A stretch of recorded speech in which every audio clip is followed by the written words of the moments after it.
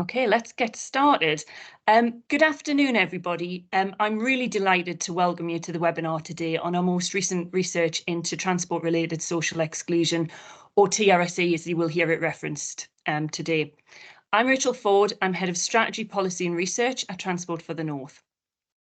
This webinar is a chance for you to get a sneak preview of the report that we're going to publish on Monday, which provides further insight and evidence into transport-related social exclusion. Please do put your questions in the Q&A box as we go through the presentation today, and I'll have time at the end of the presentation for me to put your questions to the presenters. Our groundbreaking research into transport-related social exclusion was published in September 2022 and set out for the first time an assessment of the social challenges caused by transport issues across the North. Our research estimated that 3.3 million people in the region were at high risk of being socially excluded because of inadequate and poorly performing transport systems. It might seem hard to imagine, but there's a reality that many people in the North cannot access key services such as healthcare or opportunities linked to training and employment, or even community life due to transport systems, whether public or private, being unable to fulfil their everyday needs. We're updating our evidence base to give us the most current information. The research you're going to hear about today looks at how TRSE is manifesting in areas where overall level of risk is low. It also considers the impact of the cost of living increases and inflation on TRSE. Transport is vital social infrastructure, providing access to work and education opportunities, key services, community life, leisure and recreation. Our second strategic transport plan, which will be published in March 2024, recognises reducing TRSE as a key objective. We're committed to working with our partners to address these challenges, particularly in improving connectivity through public transport, supporting modal shift, affordability, and decarbonising our transport system in an equitable way. This report is not a standalone piece of research. At TFN, we're embedding TRSE into our future work programme. This includes undertaking further work on the impacts of COVID on TRSE, as well as research into the impact of severance and affordability. TRSE will also be central to our work on clean mobility and decarbonisation, which will start later this year. There's lots of important issues for us to discuss today, and I'm going to hand over to my colleagues Tom Jarvis and Tom Mace, who will take you through the findings of the research. As I said, please do add your questions to the Q&A button, and we will go through them at the end. Thank you.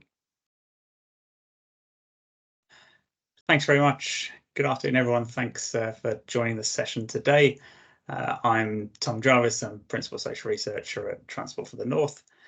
And as Rachel mentioned, in our first report on this subject, we presented that key headline that 3.3 million people across the region and 6.5 million people elsewhere in England face that high risk of being socially excluded, specifically because of issues with the transport system. And that was based on a set of access and deprivation data sets back from 2019. For anyone who might be new to the subject, firstly, welcome and thank you very much for joining us.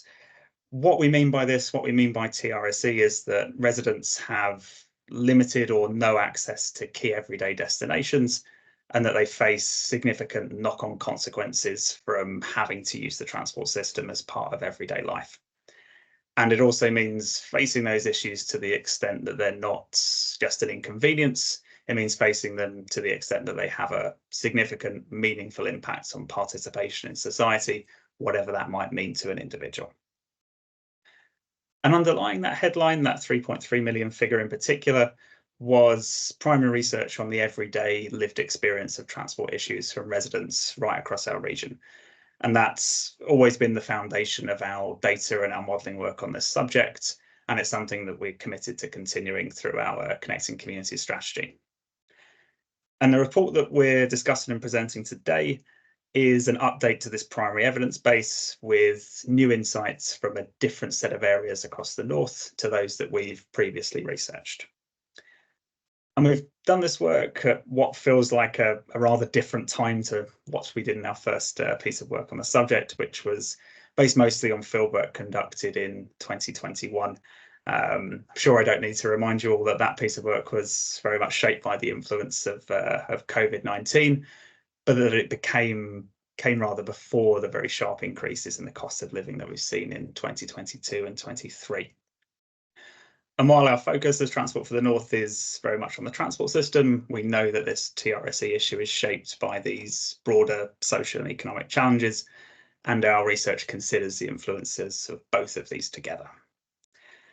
And later this year, we'll be using this new evidence to update our national TRSE data model, including our estimate of the scale of the TRSE challenge across the country. But what we're focusing on today is how this issue is affecting residents now and how that's changing over time. So with that, there's 3 key findings from this new report. First, we find that even in areas where the risk of TRSE was generally quite low back in 2019, it's now widely present for some population groups. And that's particularly the case for disabled people, for those on low incomes and in insecure work, and for unpaid informal carers. And across these 3 population groups, we now find that 44% face at least one form of social exclusion due to transport issues, and that more than a quarter face multiple forms of social exclusion. And in a moment, Tom is going to go through what we found for each of these groups. But the headline here is very much the widespread prevalence of TRSE, even in areas where the risk was relatively low back in 2019. Second, we find that cuts to local bus services are absolutely key to the growth of TRSE in these areas that we've studied. As part of this research, we looked at DfT statistics on bus services across Liverpool, Leeds, Middlesbrough, York and North Yorkshire, which were the areas that we studied in the primary research. And in this, we found evidence of cuts ranging from 11% to 52% between 2010 and 2023. And the fact that some of these cuts have happened in the context of a sharp increase in the cost of living has, of course, made the impacts of this worse. But our research is clear that these cuts would have been hugely significant on their own, even if they hadn't have taken place in the context of that increase in the cost of living. And our respondents described that they were highly dependent on local bus services to meet their everyday transport needs, and that the loss of many services has had a really fundamental impact on their everyday lives. They've meant social isolation and loneliness, as well as poverty and financial hardship. And something we've gone into quite a lot of detail on in the report itself is that the effects that this has had on access to healthcare in particular. And this was really a key priority for many of our respondents, and the report reflects that priority. And here we found widespread evidence of residents missing, delaying, or sometimes entirely putting off accessing NHS services because of the loss and fragmentation of local bus services to access those services. And just to give one example of what that looks like in our respondents' experience, several described that their journey for a regular hospital appointment would involve 2 buses, and that the connection between them was so unreliable that a taxi was the only real viable option for them. And in response to this, and in the context of rises in the cost of living, some described cutting back on their food shop and on their utility bills in order to afford the taxi trip to their hospital appointment, and also that many had delayed their treatments, only attending appointments that they could afford to access by taxi. And finally, our evidence points to a significant increase in TRSE in the North since 2019, which was the date that forms our national baseline for this issue. Now, a small portion of this increase is the legacies of the COVID-19 pandemic, but at the forefront of this are sharp increases in the cost of living on the one hand, and the cuts to local public transport services that I've mentioned on the other. And that means that we now expect to find social exclusion present in many more places than it had been in 2019, and that the depth of impact for those affected has likely deepened as well. I'd of course love to be presenting a more optimistic picture for you today as an outcome of this research, but our results are very clear that we're in a deeply challenging period for transport-related social exclusion. Before I hand over to Tom to go through some of those findings in a bit more detail, I've got a bit more on the background and how we've reached those headline findings. So the main source of evidence for this report is a survey that we conducted in Liverpool, Leeds, York, Middlesbrough, and a group of rural market towns in North Yorkshire that you're just about to be able to see on the map on the left-hand side of the slide there. And we selected these areas for research because in general, they had a lower than average risk of TRSE back in 2019, according to our national data model. Now, in previous primary research, we've mostly focused on places where we thought the risk of TRSE was relatively high, but in this project, we've taken the opposite approach, focusing on a group of local authorities with a lower level of average risk of TRSE.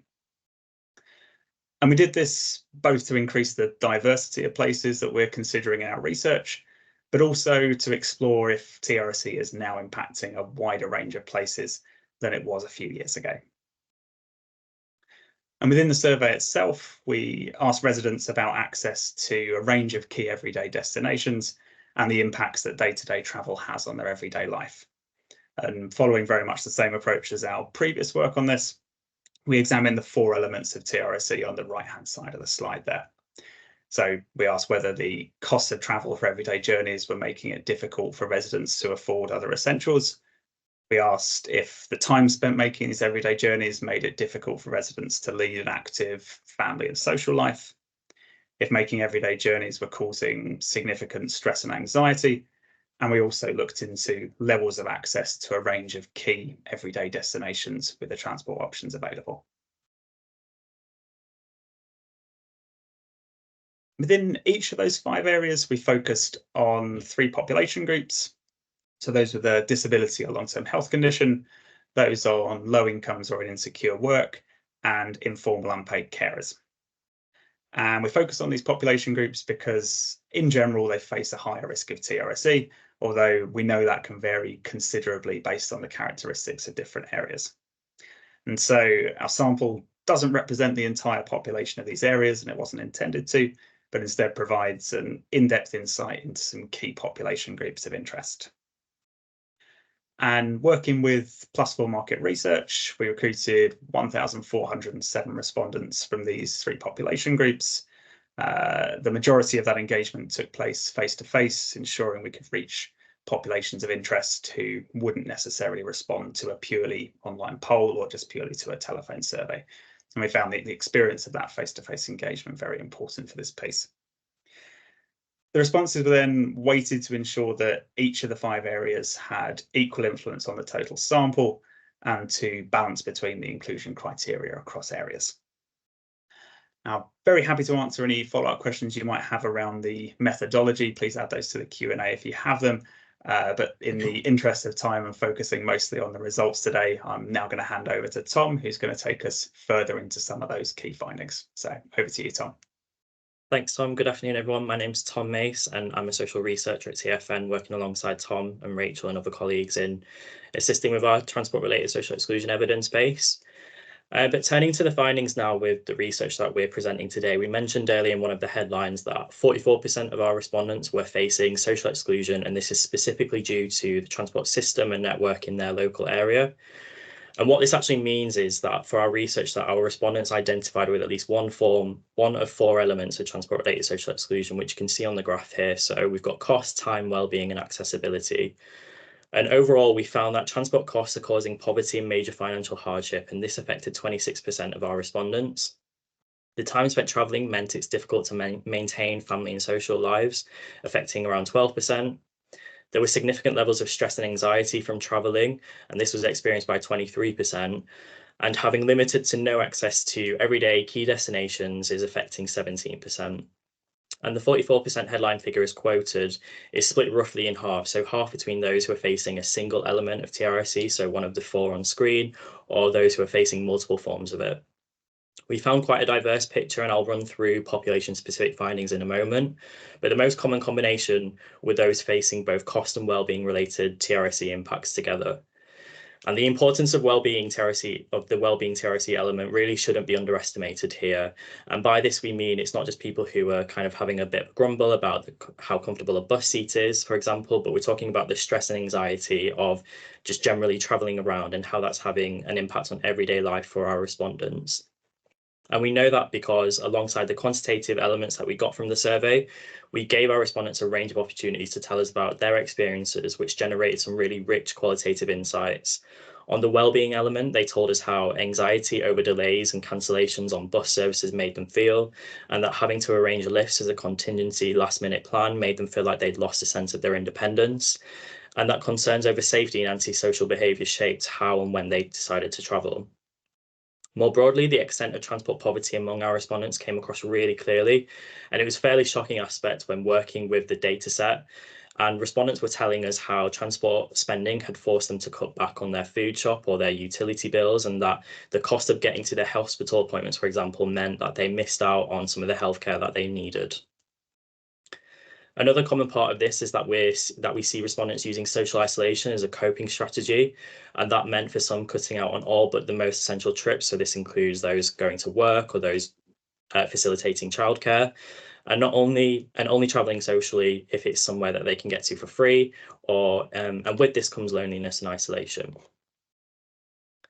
So moving on to the population-specific findings, we're starting with one of the key demographics that we spoke with, which is those with disabilities and long-term health conditions. And following the approach in the most recent census, we asked in our analysis respondents how their disability was impacting their day-to-day life in general, from a large impact to no impact. Now, in general, previous research tells us that disabled people are more likely to experience barriers when using transport, and therefore transport-related social exclusion in general. We do find evidence of this in our research as well. And of those who said their disability had a larger impact on their day-to-day life, 51% faced TRSE compared to 39% of non-disabled respondents. And in the context of this research, that's quite a large difference. We also see that disabled respondents, particularly those in larger impact category, were significantly more likely to face multiple aspects of TRSE. So this is 27% compared with 17% respectively. And a lack of travel for social and leisure purposes was also much more prevalent amongst this demographic as well. We found 14% of those where their condition impacts them greatly say that they had not travelled at any point in the previous 4-week period for leisure or recreational purposes, nor had they visited any of their friends or family. This was compared to just 3% of those with no impact or no health condition at all. And in this regard, our findings are very much in line with what we found before with previous research and with wider literature others have done as well. But when we look at the breakdown by the different elements of TRSE, the story is a bit more complex. So on the well-being element, we gained some valuable insights showing that everyday journeys are causing widespread stress and anxiety. And we saw this in the quantitative data, but we found throughout the qualitative insights this as well. Of these, we found that there was uncertainty, isolation, and safety concerns, and the reliance on others as being major sources of stress and worry. But on costs, we find no statistically significant differences, the same with time, and only a very small difference in the access element. There's two main reasons underlying this. Firstly, many of our disabled respondents are travelling very little, and that reduces their cost and time impacts, and also the access constraints they're likely to encounter. But of course, that's a form of TRSE in and of itself. Secondly, most of our respondents are on very low incomes, and that means that this data is hiding some of the fact that disabled people in general are much more likely to be in poverty. So some of that, what we found previously on this issue, comes down to this difference. So it's clear our disabled respondents are much more affected by TRSE, but the mechanisms of that aren't as straightforward as we've seen in our previous research. Moving on to carers, here we asked respondents if they had dependent children living with them at home and if they were providing unpaid care for other children or adults. On the headline measures, there's a large difference in overall exposure to TRSE. So we had 53% of those with both childcare and caring responsibilities being affected, compared to 42% of those with neither of these types of caring responsibilities. Exposure to multiple forms of TRSE was also more common among this demographic. On the different elements shown in the graph, we found that caring responsibility significantly increases the chance of facing cost-related impacts. This remains the case when controlling for things like income differences, and respondents explained to us that their responsibilities generated a large number of additional extra trips, and they had to do them even if this caused them some sort of major financial hardship or they just couldn't afford to do so. There is a marginal difference in terms of impacts associated with time, and for those who provide one form of care, the The greater difference is seen amongst those providing both types of care, though, so much so that more than double of those who provide both forms of care reference this impact compared to those with neither caring responsibilities. On wellbeing impacts, they were particularly common amongst this population group as well. Levels of wellbeing impacts are comparable for those with one type of care and with no caring responsibilities. Again, for those with both caring responsibilities, wellbeing impacts were more experienced. So things like stress, anxiety, being late, forgetting to the person they care for, or even their employed job work responsibilities that they also had were just some of the wellbeing impacts referenced. On access-related impacts, they were statistically insignificant, and this suggests that travel is absolutely necessary for this population group, maybe more so than other groups. And TRC is more shaped by the need to travel rather than the limited access to key destinations. And finally, we looked at those in low-paid work and insecure work as well. So here we asked respondents how they would describe their personal financial situation, whether they were struggling, getting by, or whether they were comfortable with their finances. On cost impacts, unsurprisingly, we found that those who were struggling financially travel less than those who are managing or getting by. But even amongst those who are getting by or feel that they are comfortable, cost-related impacts were still felt. The qualitative evidence illustrated the reality of this impact for this population quite clearly. Such impacts were, of course, seen with other groups that we've discussed, but we saw this demographic cutting back on basic essentials for the household and needing to borrow more than others to make ends meet. For time-related impacts, they were less widespread than cost-related impacts, but still much more common amongst those who see themselves as struggling. This proved to be the case even though this subgroup are much more likely to have cut back on their travel or exhibit different travel behaviours and perceptions and patterns compared to others as well. Poverty and financial worry were themes that were raised amongst this population group. The impacts these feelings were having on individual well-being were stark, and they ultimately result the unpredictable nature of transport costs. Perhaps a greater reliance on taxis and forced car ownership themes fit in here, which we spoke about in previous research and we touch upon in this research as well. And finally, for access impacts, there was a statistically significant difference in the accessibility of key destinations for those who were struggling financially. So in other words, those who struggle financially are travelling less to key destinations, which is influenced by cost, time and well-being impacts altogether. And whilst this is the case across the board, without the funds available to travel in the first place, this makes accessing key services and destinations that bit harder for this demographic. And those were the key findings, so I'll hand back over to Tom. Thanks very much for that, Tom. I'm going to finish off with these 3 key points on the policy implications of this work and some of how TFN are going to act on these over this year. First, our analysis clearly shows that transport issues are now causing social exclusion in places where the overall risk was lower back in 2019.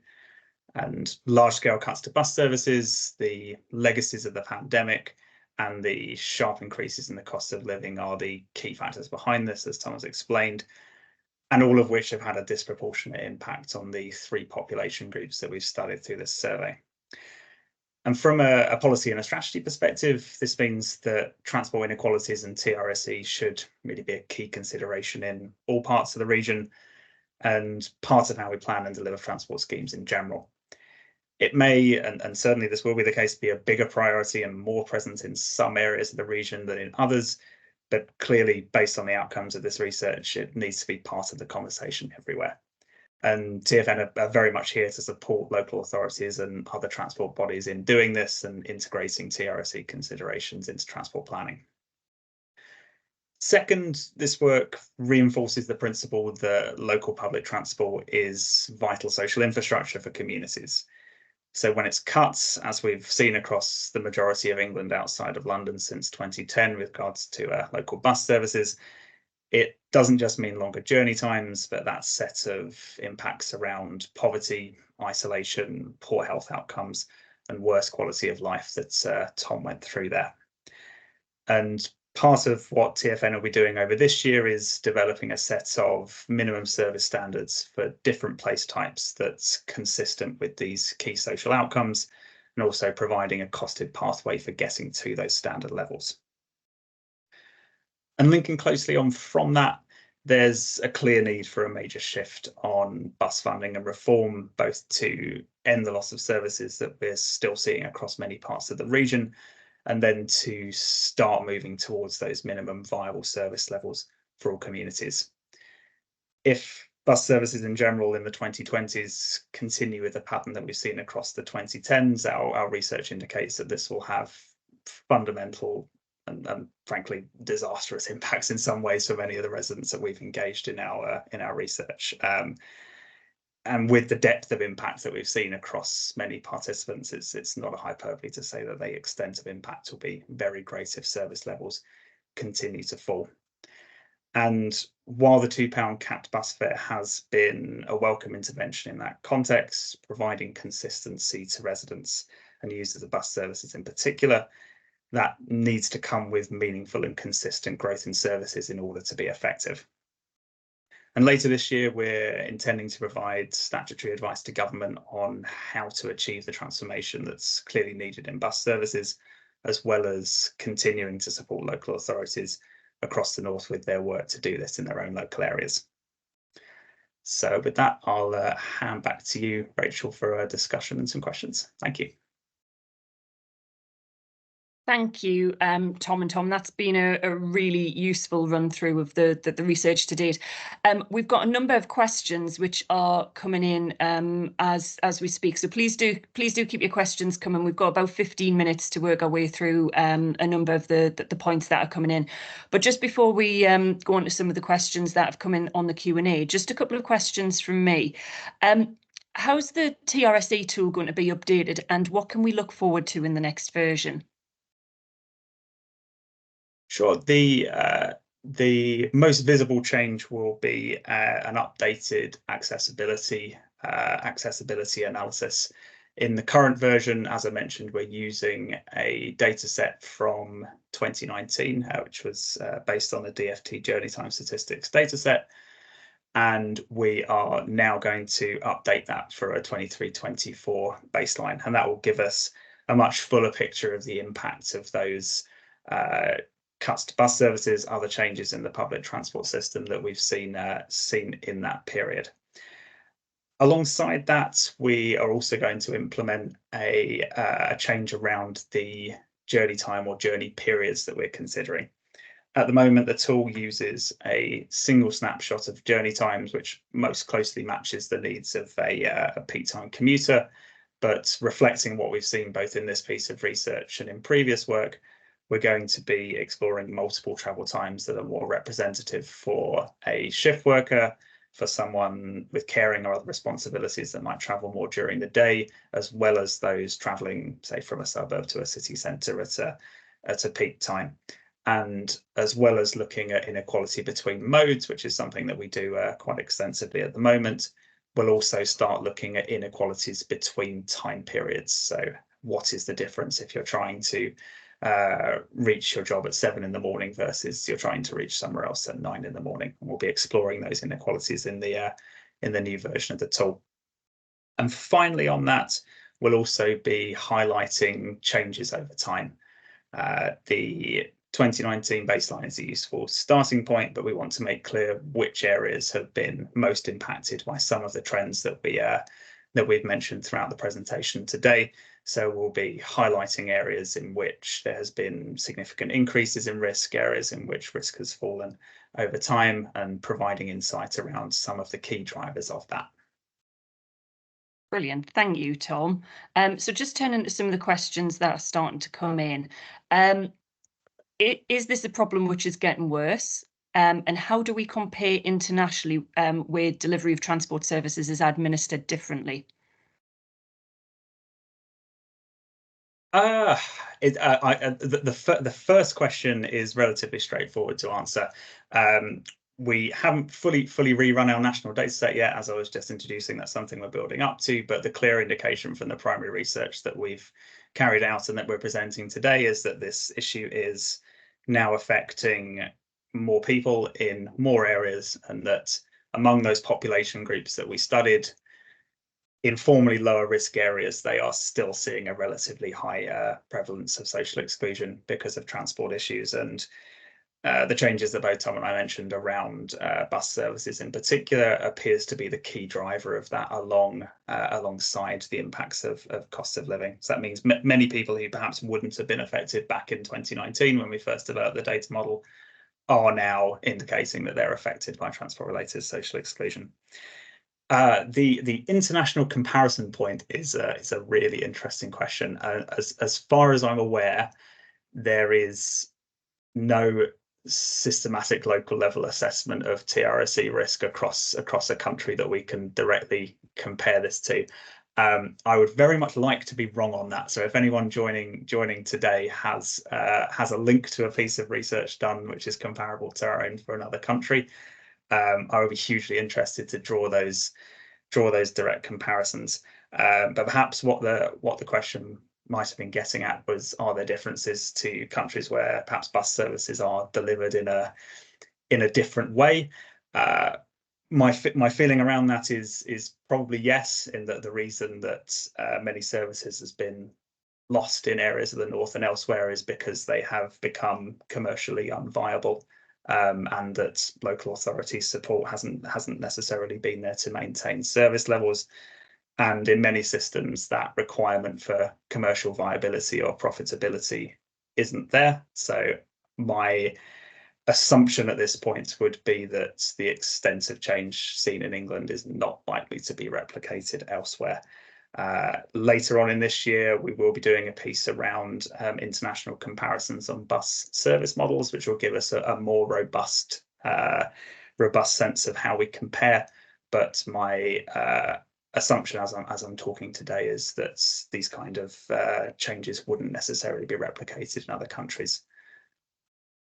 Okay, thank you. That's really helpful. We've got a question which has come up a couple of times. Did the new report look at urban and rural split of TRSE? And based on the information that we have, how best could that be tackled? I think the new report that we're looking at, we initially set out wanting to do that, but I don't think in the findings we necessarily got that as much as we wanted to. I think you would agree, Tom. There's a greater emphasis at TFN, particularly as of late, to understand that a bit better in terms of rural versus urban. And we hoped that we would find that in this research, but ultimately, even though all the areas were different in terms of geography and kind of the makeup of them, we were finding similar findings across all of them. So no, I don't think we necessarily found that, but it was something we wanted to definitely establish at least, or get a sense of. Yes, but part of the reason of going to that set of market towns in North Yorkshire, as well as relatively central communities around Leeds and Liverpool, was that we were expecting reasonably sharp rural-urban divides, but in the statistical data, we don't find evidence of it. As Tom said, it's clearly there are differences in transport needs across different types of areas, but what is really clear about the TRSE challenge is that it's the combination of population needs and transport system dynamics happening in combination with each other. And in this piece of research, we didn't necessarily find the sharp differences between those broad area types that we expected to find. I would be happy to share data breakdowns with partner authorities for rural and urban. I'd hope in the slightly longer term to be able to share that data more widely. But if you were interested in doing a rural-urban comparison, looking a bit more in our data, and you are from one of our partner local authorities or other transport bodies, please do get in touch via the research inbox, and we'll happily have a conversation around that. Thanks, Tom. There's quite a few suggestions coming in of areas for potential further research that I think we can take away and have a bit of a think about. And they include all sorts of interesting pieces, including looking at demand responsive transport. Obviously, we've touched on the international connectivity, international comparisons. There's the rural-urban split. There's some things on gender that we could look at. So there's lots of good suggestions. Please do keep them coming through, and that is something that we will take away and have a look at. Got another question here. Do you have any data specifically around the impact on people getting to and from work, or poor transport actually being a barrier to work? Yeah, so that one, Tom. Yeah, we don't specifically really look at that too much in this research. We do have it, people referencing it in the qualitative elements. We're currently on a research project now looking at legacies of COVID-19 and generally how people in the North are travelling in 2024, and that is a major part of it. So I think that might be one for future research that we'll be publishing later in the year. But yeah, we saw kind of difficulties in getting to work across a range of different issues in terms of wellbeing impacts, the cost of it, the time it takes, being selective with the employment, not being able to have employment at all. So it was more of a qualitative sort of findings on that one. But yeah, as I say, we'll be looking at that a bit more in depth in a later project that'll be out later in the year.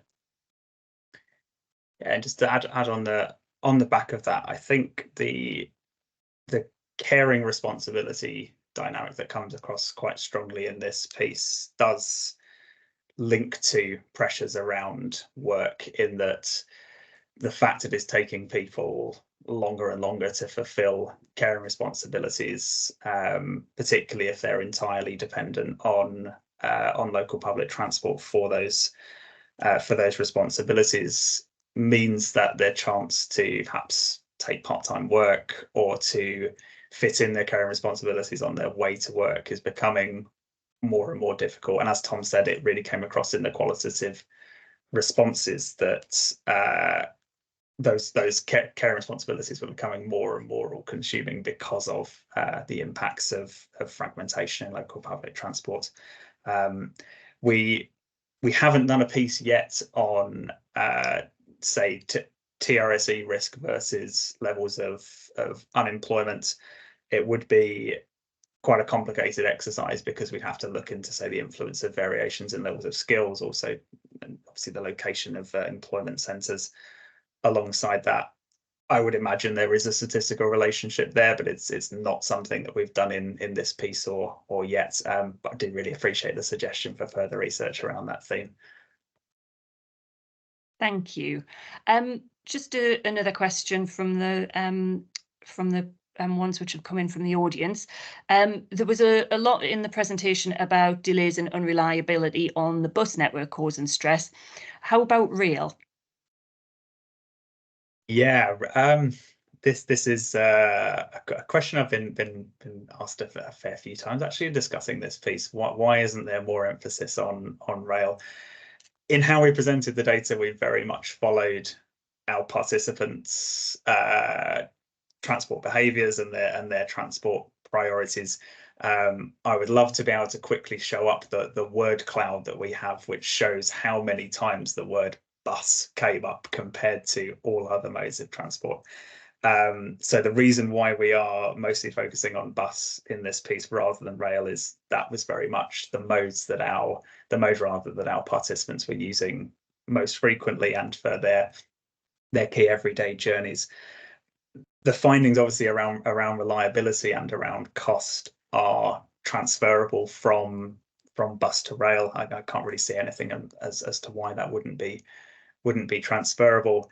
But the vast majority of our participants were not regular rail users for their key everyday journeys. So that's something that we've emphasised much less in this piece. We also saw in some of the qualitative responses, less so, but it was still prevalent.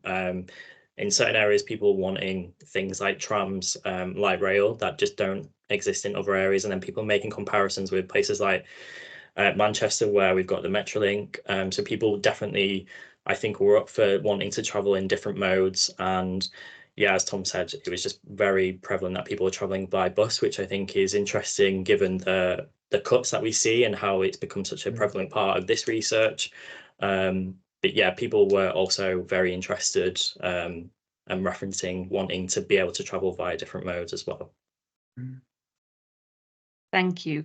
We've got time for a couple more questions. They are still coming in on the chat here. We've got some really good ones, and like I said, lots of suggestions about further work, so that won't be lost. We will take them forward even if we don't get round to answering all of your questions today.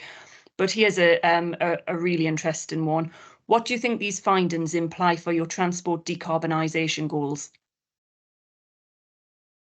I'm happy to start on that one, Tom, if you want to come after. The model of decarbonisation really matters for social exclusion.